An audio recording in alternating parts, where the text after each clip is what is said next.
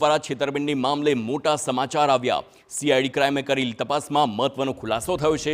BZ ગ્રુપમાં અત્યાર સુધી 11,232 લોકોએ રોકાણ કર્યું હોવાનો ખુલાસો થયો। બીઝેડ ગ્રુપમાં કુલ 422 કરોડની હેરાફેરી સામે આવી છે। સીઆઈડી ક્રાઇમે અત્યાર સુધીમાં કુલ 160થી વધુ લોકોના નિવેદન લીધા છે। હજુ પણ રોકાણકારોની સંખ્યા અને રોકાયેલી રકમ તેમાં વધારો થઈ શકે છે, પરંતુ અત્યારે 11,232 લોકો તેનું રોકાણ કર્યું હોય તે સામે આવ્યું છે। સંવાદદાતા રોનક વર્મા ફોનલાઈન પર છે। રોનક, આ આંકડો હજુ પણ વધી શકે છે। 11,232 હાલ સામે આવ્યો છે અને જે કૌભાંડની રકમ છે તે સતત વધી રહી છે।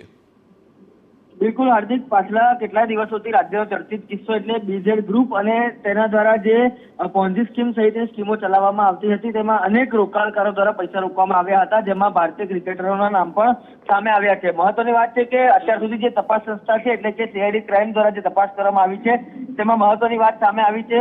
અત્યાર સુધી કુલ 11,232 લોકોએ આ કેસમાં રોકાણ કર્યું હોય તે પ્રકારની વિગતો મળી રહી છે અને આ રોકાણકારો પાસેથી 422 કરોડ 96,41,575 રૂપિયાની જે નાણાકીય હેરફેર છે તેના પણ હિસાબો અત્યારે મળી આવ્યા છે। આમાં કેટલીક રકમ રોકડ છે તો કેટલીક રકમની જે બેંક ટ્રાન્ઝેક્શન છે તે પણ મળી આવ્યું છે। હજુ પણ તપાસ છે તે સતત આગળ વધી રહી છે।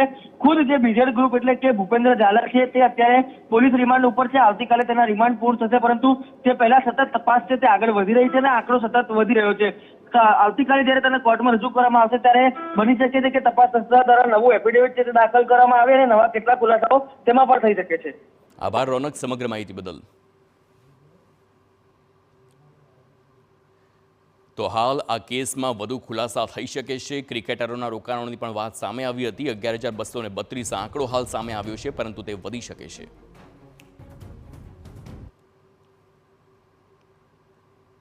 જિલ્લાના વિભાજન બાદ